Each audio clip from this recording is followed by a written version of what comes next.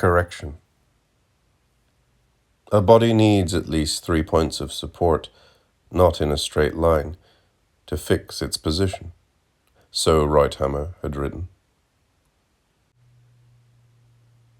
Hurrs Garrett. After a mild pulmonary infection, tended too little and too late, had suddenly turned into a severe pneumonia that took its toll of my entire body and laid me up for at least 3 months at nearby Wels,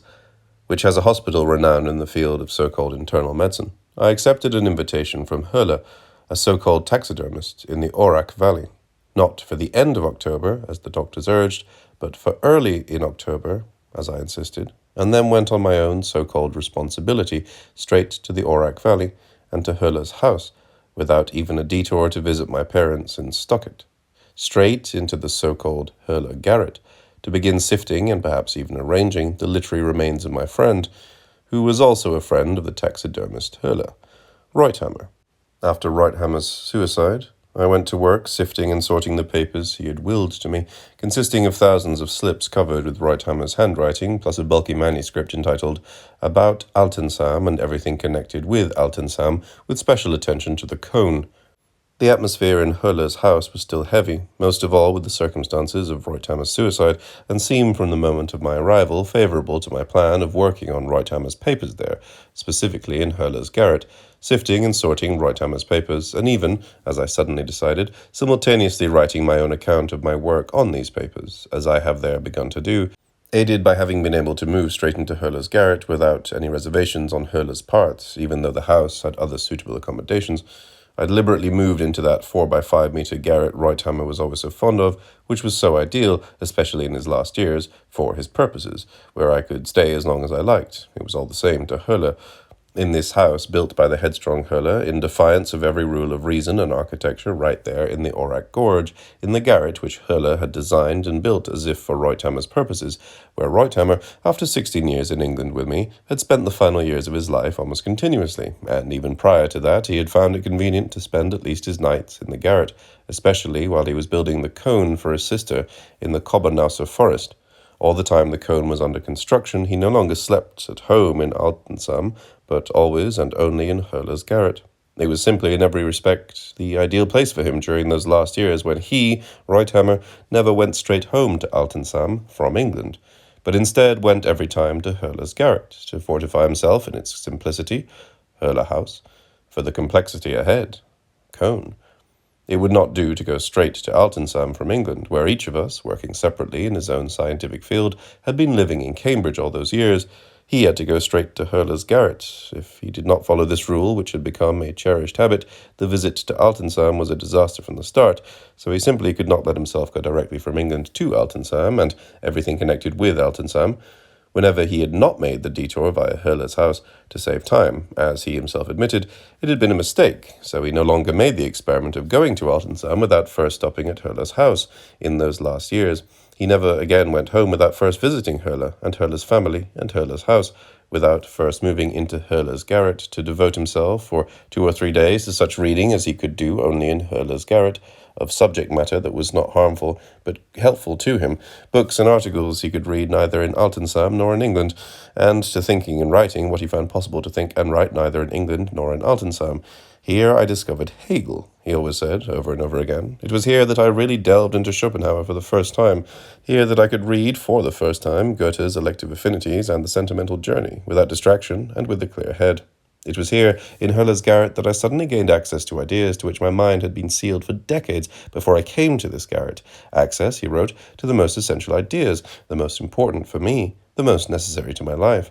Here in Hurrs Garrett, he wrote, everything became possible for me, everything that had always been impossible for me outside Hurrs Garrett, such as letting myself be guided by my intellectual inclinations, and to develop my natural aptitudes accordingly, and to get on with my work. Everywhere else I had always been hindered in developing my aptitudes, but in Hurrs Garrett I could always develop them most consistently. Here everything was congenial to my way of thinking. Here I could always indulge myself in exploring all my intellectual possibilities. Here in Hurrs Garrett my head, my mind, my whole constitution was suddenly relieved from all the outside world's oppression. The most incredible things were suddenly no longer incredible. The most impossible, thinking, no longer impossible. It was in Hurrs Garrett that he found the conditions necessary and most favourable to thought. Forgetting the mechanism of his thought going in the most natural, most undistracted way, all he had to do was to come to Hurrs Garrett from wherever he might be, and the mechanism worked. Whenever I was in England, he wrote, no matter how I felt, I was always thinking, if only I could be in Hurrs Garrett now, always when he had reached a dead end in his thinking and in his feelings, if only I could be in Hurrs Garrett now. But on the other hand, he realized that settling for good in Hurrs Garrett was not synonymous with always being able to think freely and without distraction,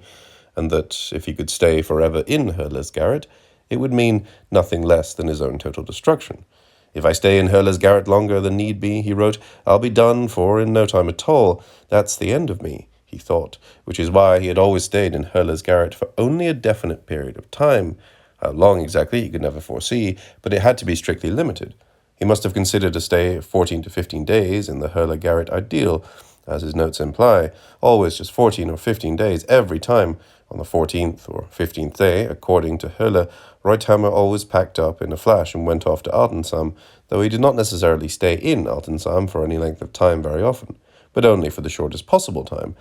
As little time as he could manage, the absolute inescapable minimum, no more. He had even been known to take up residence in Hoeller's house with every intention of going on to Altensam after 14 days or so, but instead of going on to Altensam, where he was expected, where his arrival had already been announced, after 14 or 15 days, he went from Hoeller's place in the Orac Gorge straight back to England, because his stay in Hoeller's place, in the Hoeller ambience, had not only given him enough, but had actually advanced his thinking so much that he did not need to stop at Altensam, but could go straight back to England, specifically Cambridge, where he was always both studying and teaching simultaneously, and, as he always kept saying, he never exactly knew at any particular moment whether he was studying or teaching, because, as he said, when I was teaching, I was in fact basically studying, and when I was studying, I was basically teaching.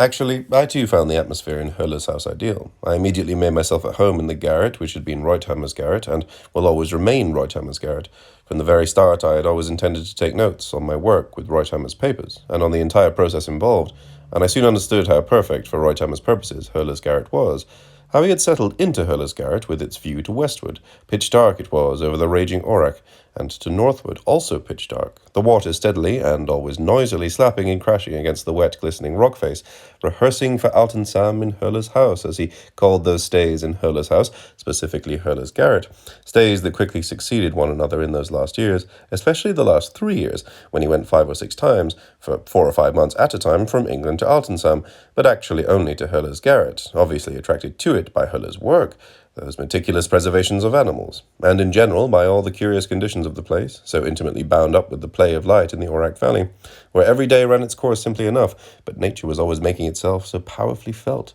and nature mostly in pain. And all the people there, Hurler's parents and in-laws and his wife and his still school-aged children, for whom everything turned on what game had been shot and gutted, what wildfowl shot and gutted, and all the related chores, all the circumstances of life were bound up with their natural surroundings. It became clear to me that Reuthammer had found here in the Orac Gorge, as he had nowhere else, the inspiration for pressing on with his main task, the building of the cone, that edifice as a work of art, which he had designed for his sister in 3 years of incessant mental concentration, and which he had built in the following 3 years with the greatest effort, with what he called almost inhuman energy. Built it in the very centre of the Kobernasser forest. It was in Hurrs Garrett where I had now moved with Reuthammer's papers, most of them relating to the building of the cone, and I regard my work on Reuthammer's papers as the ideal occupational therapy for myself after my long illness, and also feel it is ideal. It was here that Reuthammer conceived the idea of the cone and drawn up the basic plans for it, and the fact that even now, some months after Reuthammer's death, and half a year after his sister's death, his sister, for whom he had built the cone, which is already abandoned to natural decay, Hurrs Garrett still contains all the plans, all the books and articles, most of them never used, but all of them collected by Reuthammer in his last years with a view to building the cone. All those books and articles in every possible language, including languages unknown to him, but translated for him by his brother Johann, who spoke many languages, and in fact had a gift for languages like no other man I ever knew. The translations were also here in Hurrs Garrett, and I could see at once that there had to be hundreds of them, stacks of translations from Spanish and Portuguese, as I noticed when I entered the garret, hundreds, if not thousands, of laborious decipherments of probably important considerations for the construction and completion of the cone by experts unknown to me, but probably familiar to him. He hated the word architect or architecture. He never said architect or architecture. And when I or someone else said architect or architecture, he instantly countered by saying that he could not stand hearing the word architect or architecture, that these two words were nothing but malformations, verbal monstrosities which no thinking man would stoop to, and I never used the words architect or architecture in his presence, nor have I used them since. Even Hoeller got accustomed to avoiding the words architect or architecture. Like Reuthammer, we resorted to words such as master builder or building or the art of building. That the word B-U-I-L-D is one of the most beautiful in the language we knew ever since Reuthammer had spoken it, in the same garret where I have now installed myself. One dismal rainy evening when we again, as so often, dreaded the onset of another one of those torrential floods that come tearing down the gorge to devastate the whole area sometimes, though this one receded unexpectedly. Those floods in the Korrektur gorge would do the most extensive damage, but they always spared Hoeller's house. All up and down the Korrektur they did the most extensive damage, but Hoeller's house, which was built right into the cleft, was spared always, because Hoeller had known exactly what he was doing. Everyone was amazed to see the whole Korrektur valley buried in mud, ravaged and destroyed, while Hoeller's house alone stood unscathed, incredibly. It was on this dismal rainy evening, with all of us living in fear of another such flood about to bemire and ravage everything in its path, though this time it did not happen, when Reuthammer revealed to us the beauty of the word building, and the beauty of the word build, and the beauty of the phrase builder's masterwork. From time to time he would pick out a word like that, a word that had suddenly become luminous with meaning for him, pick out one word from among all those others, any word at all, and elucidate it to anyone, but usually to those of us who often came in the evening to Hoeller's house, and always regularly on those weekends when Reuthammer returned from England. Once, as I recall, he spent a whole night analyzing for us the word circumstance, the word condition, and the word consistent. It was touching to find all of Reuthammer's books and articles and plans, and his writing utensils and thinking aids still right there in Hurrs Garrett, just as he had left them. Hurrs Garrett was where all the ideas and designs for building the cone had come into being. Here all the ideas had originated, all the plans were sketched, all the necessary decisions for building the cone had been made here. It was from here Reuthammer had directed everything. Those pinewood shelves, common planks of pinewood, along the whitewashed walls, crowned with hundreds of thousands of books and articles about buildings and the art of building and everything connected with building, about nature and natural history, particularly the nature and natural history of the rock formations involved in the building of the cone, about statics above all, and about the possible ways of building such a cone-shaped habitation within a natural environment such as the Kobernasser forest, these cheap pinewood boards nailed together with 3-inch steel spikes.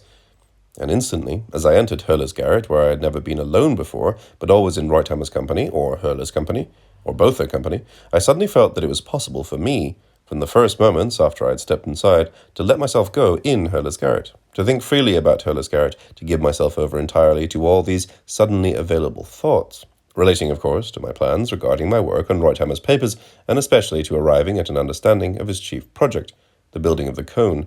to sort it all out, to think it through, possibly even to pull it together where it did not really belong together, to reconstitute its original coherence as envisioned by Reuthammer. Because I had seen clearly from the very first time I went through Reuthammer's basic manuscript that the circumstances that interrupted his work, the death of his sister, and the consequent irregularities in his methodical work process, his work interrupted suddenly where it never should have been interrupted, on his basic manuscript about the cone, and consequently about Altensheim and about Hurrs Garrett, about the course of the Korrektur and about the Korrektur gorge in particular, about building materials and, again, everything connected with the building of the cone. But as it related to Hurrs Garrett, though basically the building was researched and planned and put up and actually completed out of veneration for her, his sister, I had seen clearly that because of all these circumstances, the manuscript on which he had been working most energetically, as I happen to know, for the last half year of his life in England, in a room he had rented specifically for that purpose in Cambridge, as he told me, his purpose being to write at all costs a justification and analysis of his work on the cone, even though he basically had no right to take the time off from his professional scientific work. But he couldn't be bothered about that because he must have clearly understood that he simply had to complete his manuscript about the cone and its attendant circumstances and everything involved with it, now, immediately after his sister's death, if he was going to complete it at all. He probably felt that he had no time to spare, that his life was doomed to end soon, that day by day it was increasingly self-doomed, so that he had to proceed with incredible ruthlessness, mostly against himself and his own highly vulnerable mental state, as I happen to know it was. He had to fill his intention and complete his manuscript about the building of the cone. He had in fact begun to make a most energetic effort to plan and construct and put up and complete the cone.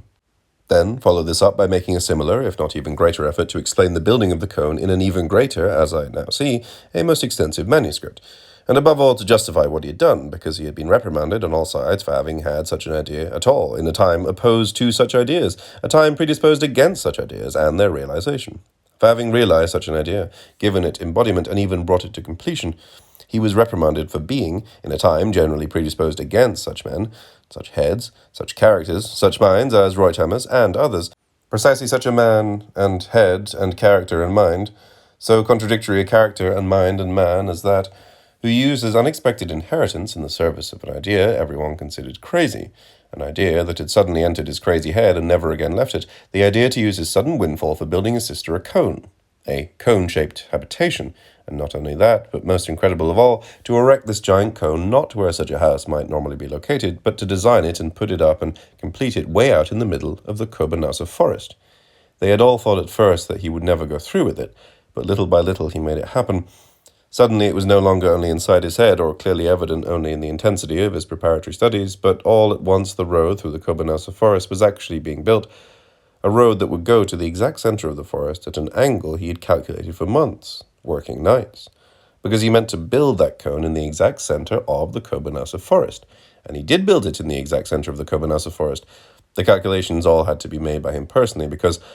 now I have come out with it, he hated all architects and he hated all professional builders, with the exception of the manual workers. He kept at it relentlessly, until he had all his figures as to the exact center of the Kobernauer forest just right, so that he could begin with the digging of the foundations. It was a rude shock to all the people who had until this moment refused to believe that Reutheimer's crazy scheme would actually be executed. When the road to the center of the Kobernauer forest was actually built and he had started digging the foundations, he had come back from England, once he had done his calculations, and installed himself in Hurrs Garrett, and had, by supervising every detail personally, so expedited the building of the road and the digging of the foundations that the experts were mystified that one man could so speed up a project that the road was finished in half the normal time, and the foundations dug in a third of the time normally required for such a job.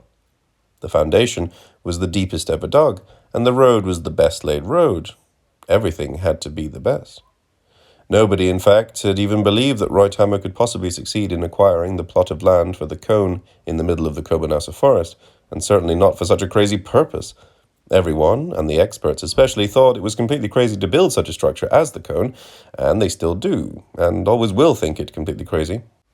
Anyway, the land on which Reutheimer built the cone had become government property after the aristocrat who previously owned it, a Habsburg, had been dispossessed.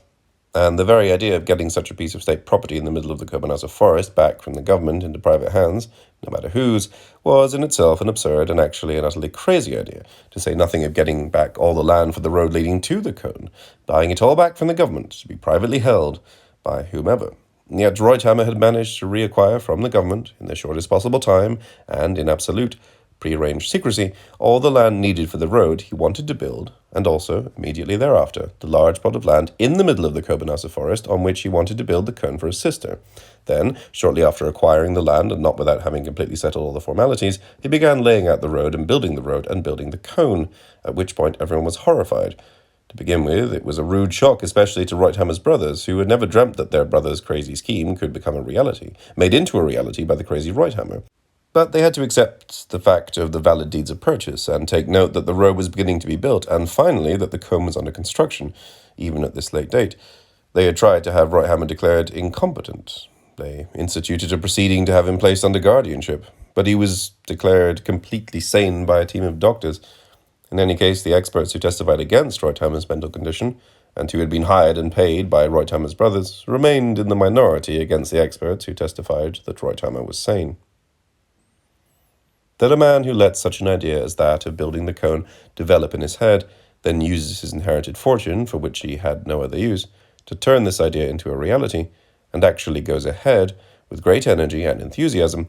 with his project to build the cone,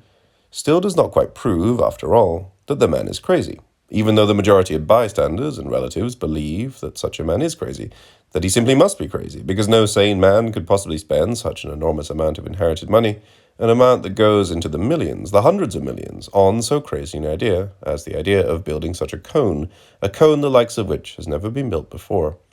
And Reutheimer actually did sink all of his inheritance into the building of that cone, except for a sum in 7 or 8 figures, I don't know exactly how much. which Reutheimer had set aside to be at his sister's disposal for the rest of her life. Precisely the amount now at issue between the Reutheimer brothers living in Altensheim, because that amount of money reverted to Reutheimer after his sister's death, and to his brothers after Reutheimer's own death. At this point, let me state that the cone itself, and all the land and property pertaining to it, purchased at such vast expense, but in accordance with all due process from the state, has reverted to the state, with the proviso that the cone is to be left to decay, never again to be touched by anyone,